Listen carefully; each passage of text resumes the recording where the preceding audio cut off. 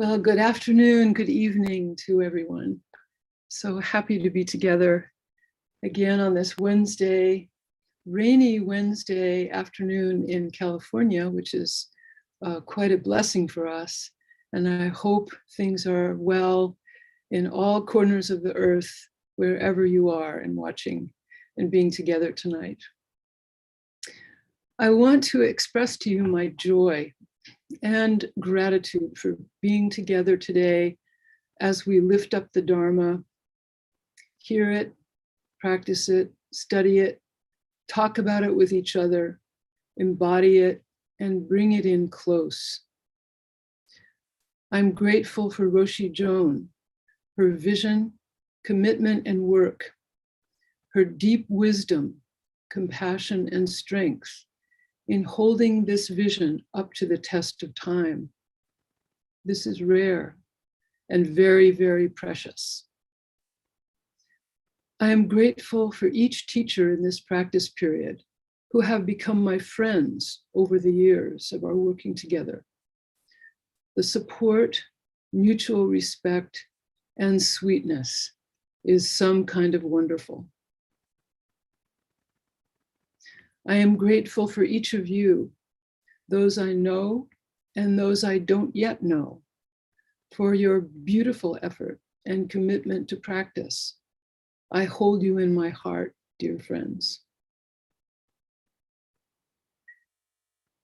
On this fourth day of Sesshin, it's time to hunker down.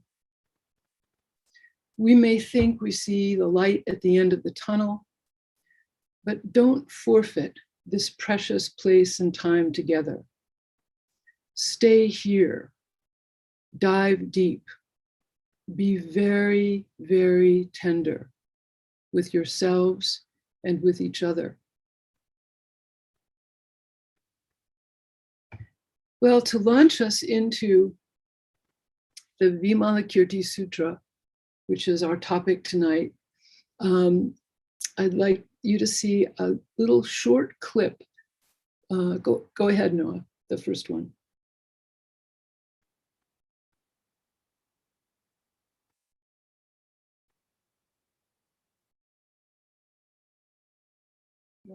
Okay, just a second, sorry. Oh, okay.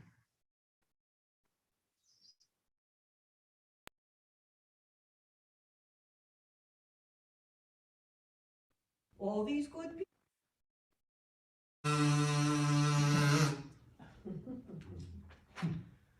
Lord Buddha, Yes, Shariputra. all these good people have come here to hear your teachings. Why? They seek enlightenment, I presume. Just so. Let's have some fun and tell the story of Vimalakirti and his illness.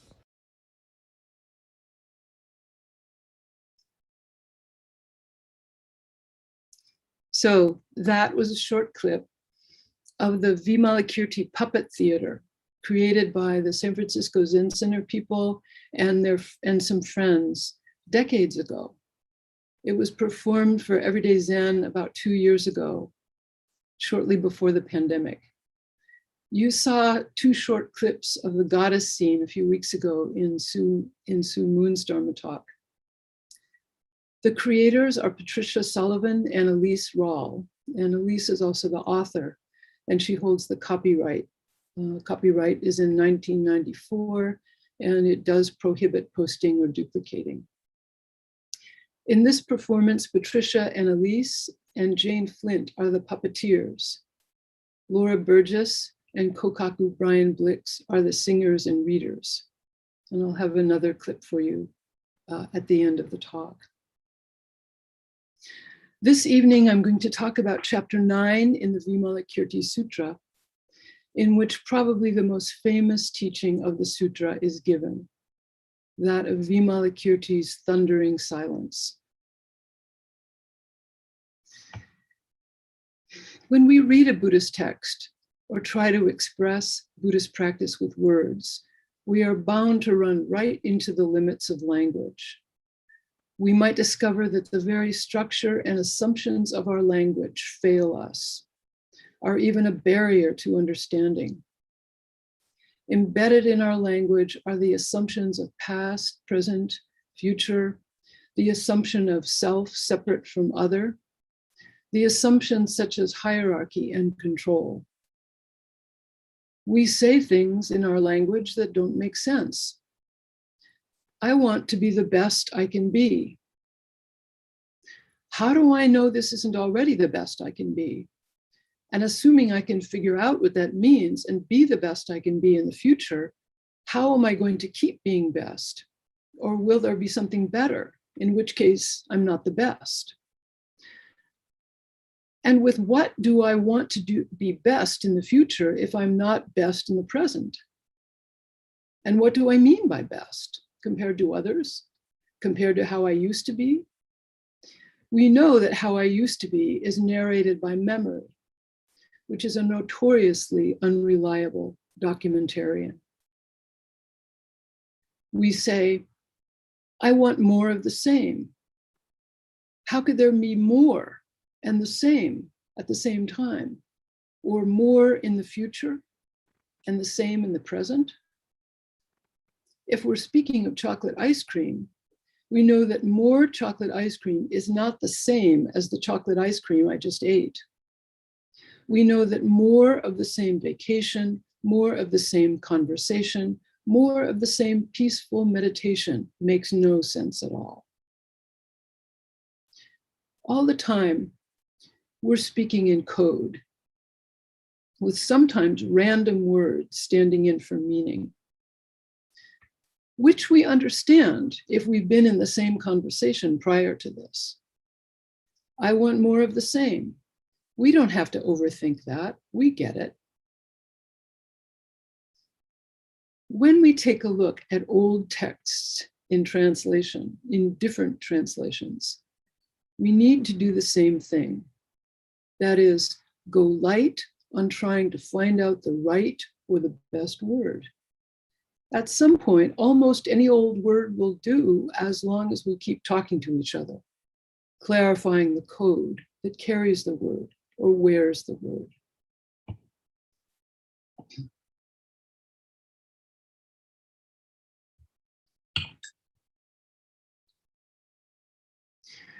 We have this big problem with the word emptiness.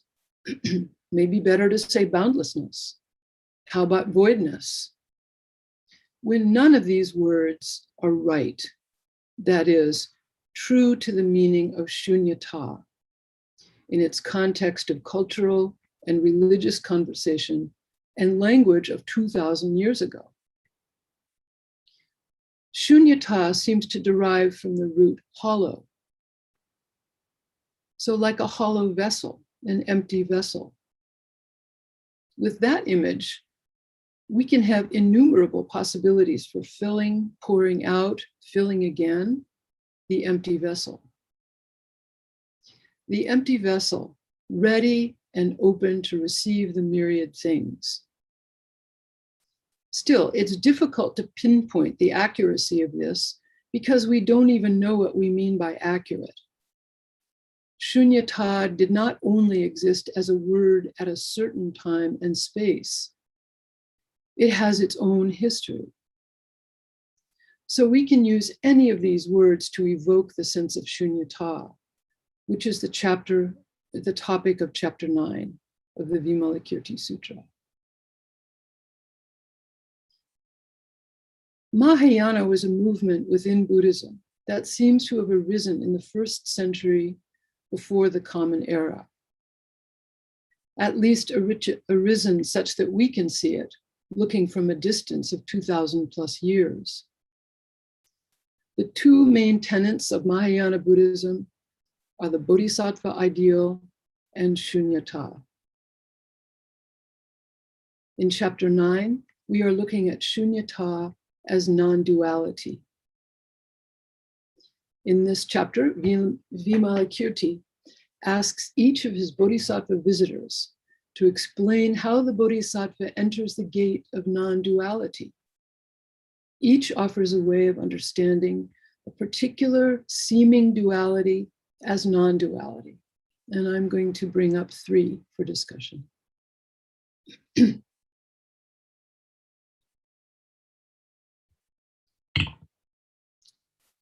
So we have Bodhisattva Dharma freedom.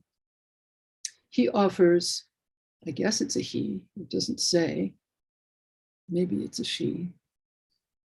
We don't know. Maybe non-binary. Bodhisattva Dharma freedom offers birth and death form a duality. But since there is no birth, there can be no death. And by accepting the truth of birthlessness, one can enter the gate of non-duality. We can credit this statement to the Madhyamakas, founded by Nagarjuna, probably in the 1st century of the Common Era. The Madhyamakas used logical discourse to argue their opponent into an absurd and impossible position in order for them to drop their delusions and see the way things are, the way things is. A friend of mine pointed out, oh, that's kind of like est. Here's an example of a question to open such a discourse. Does the absence of the son of a barren woman exist or not? Say it again. Does the absence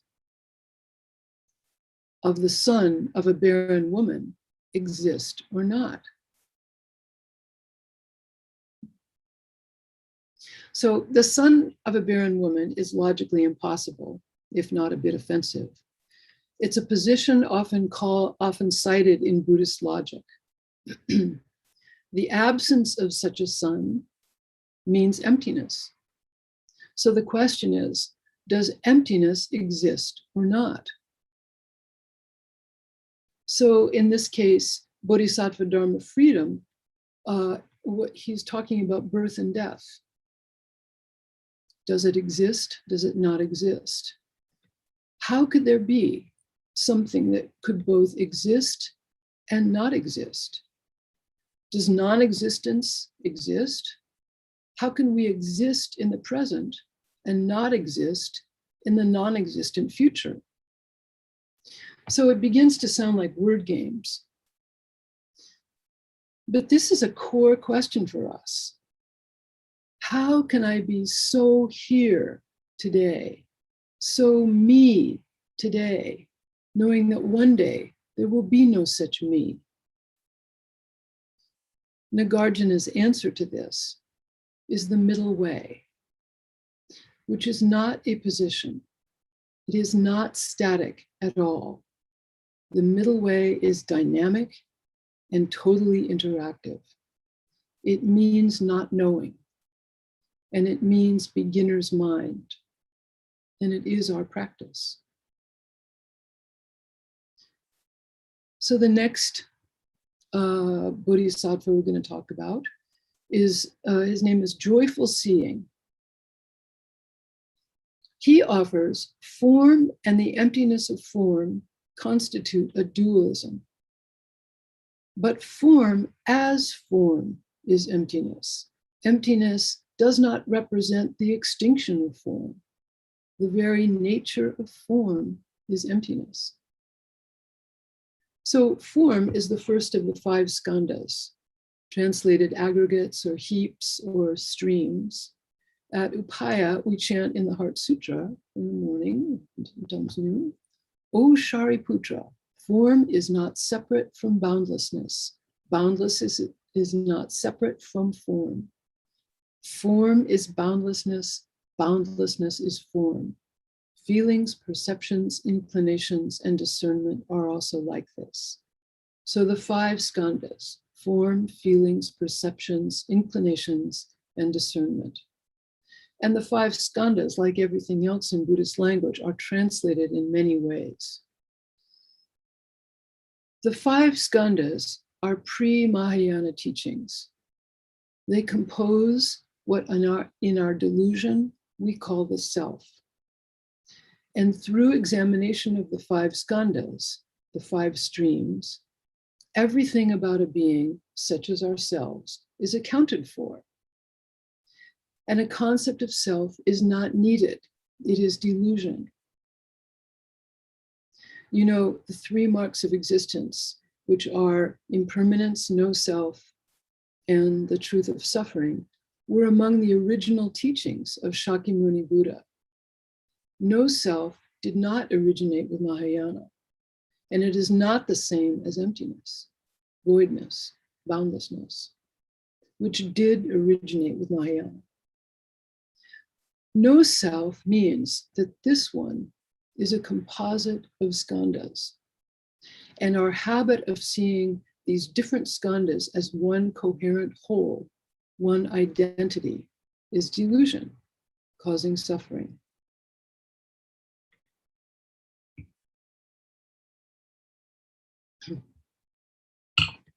This reminds me of our dawning knowledge through science that we are not an organism, we are an ecosystem.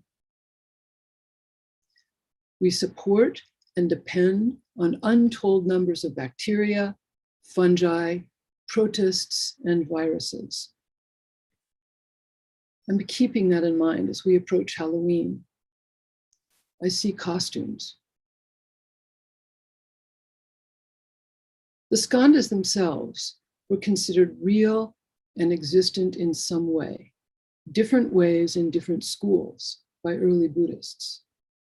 For Mahayanists, as for early Buddhists, the self does not exist as an entity. But unlike early Buddhists, Mahayana says, nor do the five skandhas, nor do any of the components of objects we perceive. All dharmas, with a lowercase d, are empty. They do not appear or disappear. This emptiness, voidness, boundlessness, this is emptiness.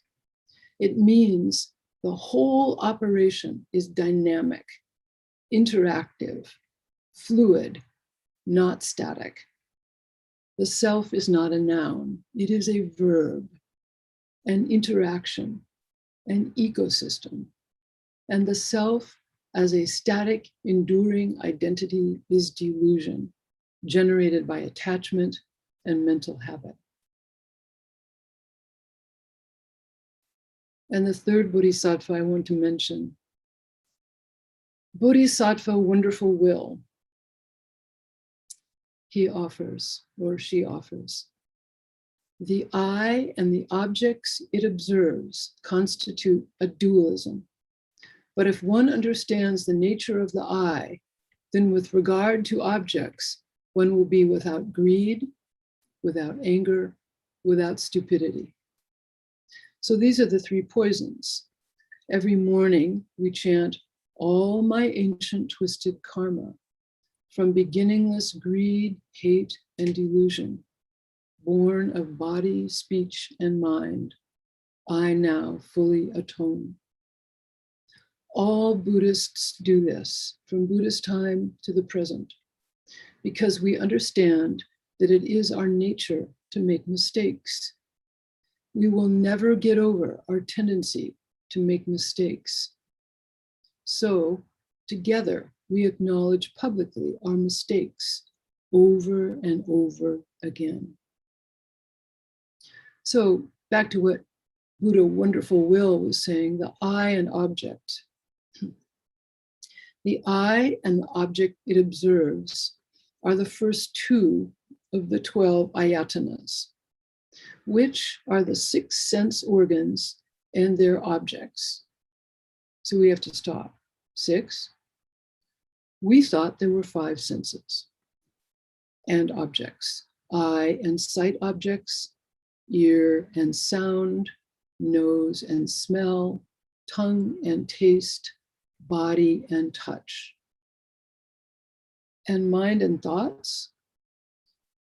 To think about this is worth our time and attention. The mind as a sense, thoughts as objects of mind. This means that we have a similar relationship with our thoughts that we have a similar relationship with our thoughts that we have with the tree outside my window. I don't think of that tree as mine. My eyes perceive that tree, but I do think of my thoughts as mine. My mind generates thoughts. We have these teachings of the 6 senses, the 12 ayatanas, which means the senses and the object of the senses, including thoughts. Then there are the 18 dhatus.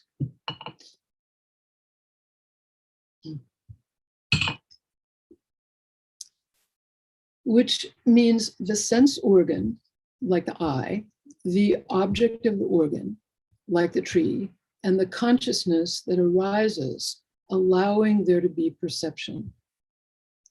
In the Heart Sutra, the 18 dhatus are listed. First, the 12 ayatanas are listed individually. And then the 18 dhatu, the last 6 are kind of shortened. They're called sensory realms, including realm of mind. There are lots of lists in Buddhist teaching, and it's customary to shorten a list by naming the first and last. However, I think it would be better to list the last 6, even though it takes a little longer to chant, because we aren't used to that list. If we knew the list, we could shorten it. But especially the last 6, we're not necessarily familiar with those. So to say, one at a time, the realm of eyes, the realm of ears, the realm of nose, the realm of mind, of taste, the realm of touch, and the realm of mind, to say them one at a time, brings our attention to this teaching, which is really different from our culture and background and religious upbringing. I think the sense consciousnesses are essential to our perception. You may have had the experience when you were learning to read, when you were a child, of learning a new word and then seeing that word all over the place, not having ever seen the word before. But learning actually allows us to see. And that's the place of the consciousness. Once the consciousness comes into play, we actually can perceive. So, in that case, what changed? The word was already there. It was already all over the place. But when we learned the word, our sense consciousness could perceive it. I've been referring to Dr. Edward Kanza's excellent books, Buddhist Thought in India, which was published in 1967, and Buddhism, Its Essence and Development, which was published in 1951, before I was born. He taught at UC Berkeley as a visiting professor in the early 70s, and I was in his class as a student majoring in Buddhism. He was a brilliant, exacting scholar, a great writer, and a true character.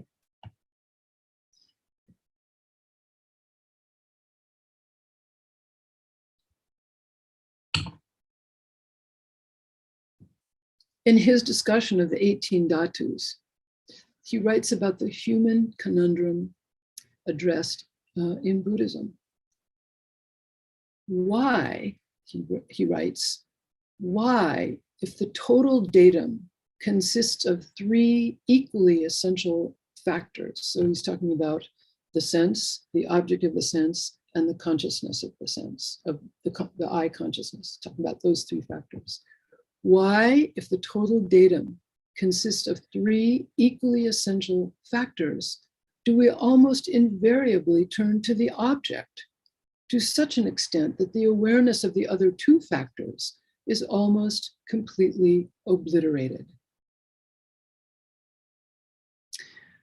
Why do we throw ourselves into objects without even noticing? Why do we throw ourselves into language without even noticing? It's kind of like when someone accuses someone else of wrongdoing, our human inclination is to look at the accused and nod in agreement. Yeah, I can see that they're guilty. That's our inclination. When you've practiced meditation for a while, you might notice that you're more likely to look at the accuser.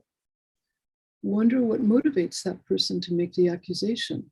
Feel sympathy for them. Note the seeing, the act of seeing itself, and the feelings that arise when witnessing this event. So we experience from our own place. We don't throw ourselves out into objects. We stay in our own place, and with our eyes we see, with our ears we hear. Kanza goes on to say that the answer is in our human habit of thinking that our happiness rests and relies on objects. He writes, this is the case even as we observe that subjective components have an overwhelming influence in shaping the appearance of an object, which, as a thing in itself, quote unquote, is quite inaccessible. So in thinking about this tendency that we have to live in objects, to attach to objects, to attach to words, to hold on for dear life, not noticing much, not noticing our body, not noticing our breath, our mind. What came to my mind was, who's on first? The comic dialogue, famously performed by Abbott and Costello, the first time in 1936. And the conceit of the routine is that Costello wants to learn the names of the men on the baseball team. And Abbott wants to tell him their names, but their names are unusual. The person playing first base, his name is who. The person playing second base, his name is what. And I wrote them all down. The third base, his name is I don't know. Left field is why. Center field is because. The pitcher is tomorrow. The catcher is today. And the shortstop is I don't care. So we have a little clip of this to show you, just like a 30-second clip. So in case you don't know it, you can learn about it. And in case you do know it, you can enjoy it again for a few seconds. I mentioned the guy's name. You did? You just mentioned it. All right, what's the guy's name on third base? No, what's on second? Who's on second? Who's on first? I don't know. He's on first. I didn't even mention the guy's name on third base. Yes, you did. All right, then who's playing third base? No, who's on first? I'm not asking you what's on first. What's on second? Who's on second? Who's on first? I don't know. He's third base. Third base. Third base. I don't know anybody on a baseball team. You do. You mention their names. I do? Sure. You got an outfield? Well, naturally. The left fielder's name. Why?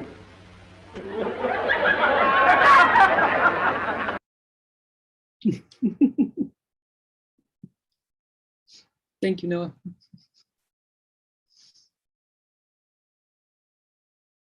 So, there are word games that do this too. Children love them. Like, railroad crossing without any cars. Can you spell it without any R's? Or there's the one, she likes coffee, but she doesn't like tea. She likes hills, but she doesn't like mountains. She likes cookies, but she doesn't like cake. And so the game goes on that way. And as people start catching on, they join in. And as people are not catching on, they ask, does she like oranges? So I won't tell you the answer, but both of those are games that are similar to the Abbott and Costello routine. And what they do is they trick us into looking in one direction for meaning, our habitual direction, the one we hold on to, while the meaning is in the other direction. And we have to somehow allow a mental leap for our attention to be redirected. The Madhyamaka methodology was designed to facilitate that leap. The Madhyamaka school in itself has disappeared. It's hugely influential on Buddhism and on Mahayana. And it was very influential in China. and especially in Chan, in Zen. Zen koans offer this leaping possibility, as do the many stories with absurd moments, surprising moments, twists and turns in the story. That's the influence of the Madhyamaka. So Vimalakirti seems to come across as tough and critical, engaged in Dharma combat all the time. But I've come to see this chapter differently. After asking the Bodhisattvas to expound on non-duality and hearing each explain the basic tenets of the Buddhist teaching, Vimalakirti does not refute anything offered by these Bodhisattvas. And when asked by Manjushri to offer his teaching, Vimalakirti simply sits in silence, thundering silence. Manjushri says, "Wonderful, wonderful." So, does this silence make everyone wrong? Does the thundering silence criticize everyone else's response? I don't think so. There's no indication of that.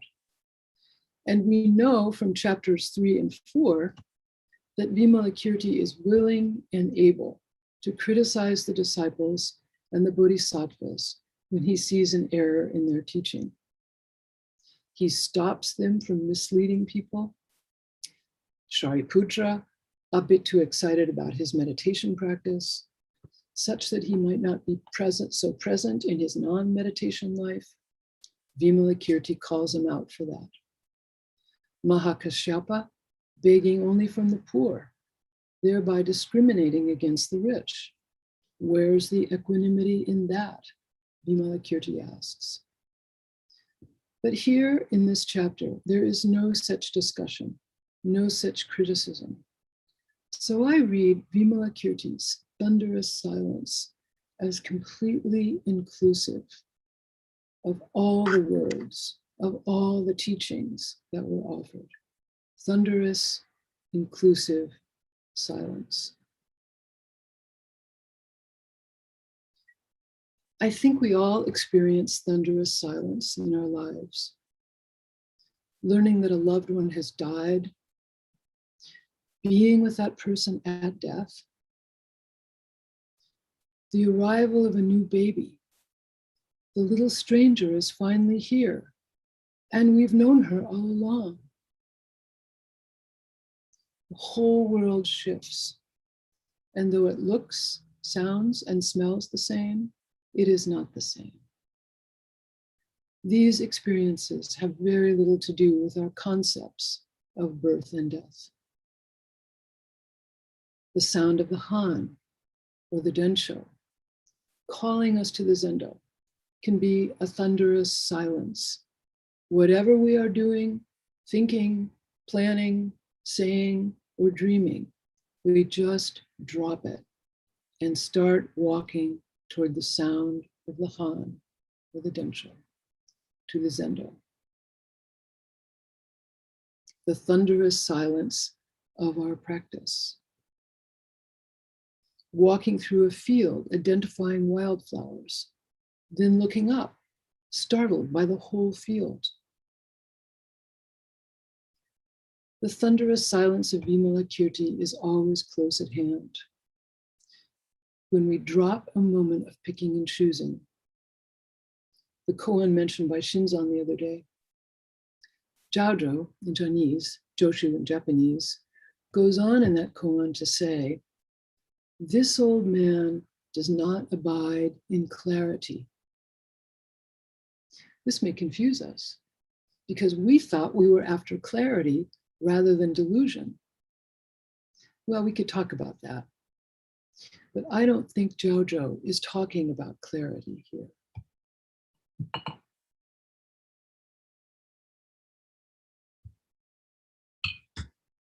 I think he is talking about abiding.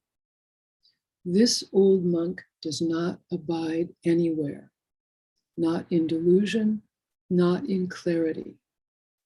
Total abiding is total dynamic world, and it is silence.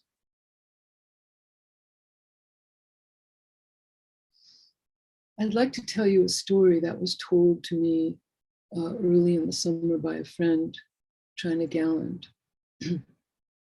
I've repeated this story ever since I heard it to anyone who will listen, and now it's your turn. China has been working on a project in eastern Texas to locate and reclaim graveyards where generations of African Americans are buried. Families have been barred from visiting their families' graves, and therefore from physical proximity to their history. My friend China has written a book and made a wonderful film about this after years of visiting the area, interviewing people and gathering documentation. It's called Love Cemetery, Unburying the Secret History of Slaves. China grew up in Texas, but as a child, she had little contact and almost no knowledge of African American, the community in Eastern Texas, with its history of some of the worst brutality in the South.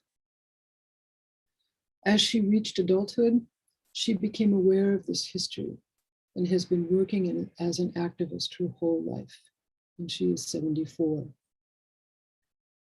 China interviewed a woman named Mabel Rivers, who told this story about her grandfather. His name was Sam Adkins.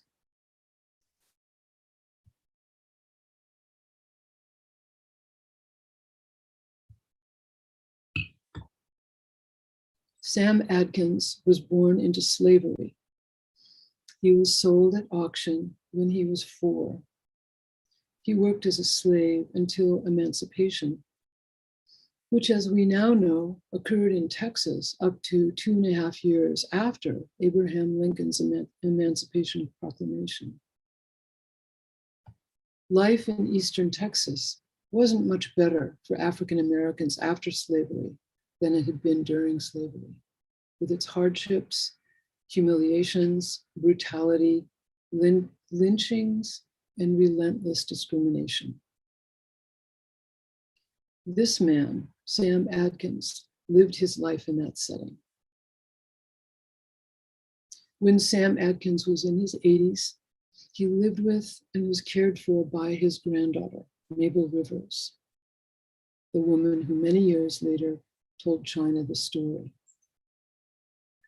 At that time, she worked at a golf course for elite white men, serving and cleaning for them. One day, she came home, walked in the front door, slammed it behind her, and said, "I hate all white people." Sam Adkins was sitting in his rocking chair, facing the front door, reading his Bible. When he heard his granddaughter's words, he stood up with difficulty on wobbly legs, holding his frayed Bible open in his 2 hands. And he said to her, "You got to choose love when there's reason to hate. You got to choose love when there's reason to hate. You got to choose love when there's reason to hate." And with this teaching, he didn't diminish her feelings or judge her. He honored her. He knew perfectly well that what his granddaughter had been through that day and every day. He knew perfectly well in his own life the reasons for hate, the good reasons. But his practice was for himself. It was for the sake of love, and for his granddaughter, and for his community, and for us today. He wanted her to know that this is her precious life on earth. And even with all the good reason to hate, She didn't need to squander her life on hate. This was his gift to her. Choose love over and over again. Be love. Walk in love. Share love, because that's the world he wanted to live in, and offer that world to her. So this is Christian language. Choose love when there's reason to hate. But it is our practice. Over and over again, we come back to this precious moment of life, never to be repeated. This breath, this heartbeat, this moment held by Earth's gravity, this moment taking in Earth's atmosphere on the inhale, giving it away on the exhale. This moment of starlight, which allows life to exist on this planet. Sam Adkins' words shift the ground under our feet, completely inclusive of inclusivity and non-inclusivity, the included and the not included. No remnants left out. This is impossible to express in words because words are boundaries which define a space. If this is an apple, it's not an orange. It may be the most delicious apple on earth. With the taste of this apple, I might feel my life is complete. It is so sublime, but it's still not an orange. Yet, Vimalakirti's thunderous silence is expressed in these words. You got to choose love when there's reason to hate.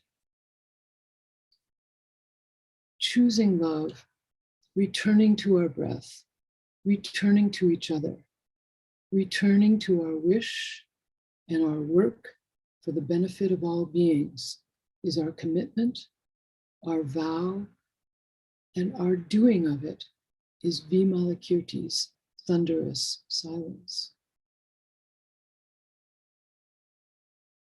We have one more video clip.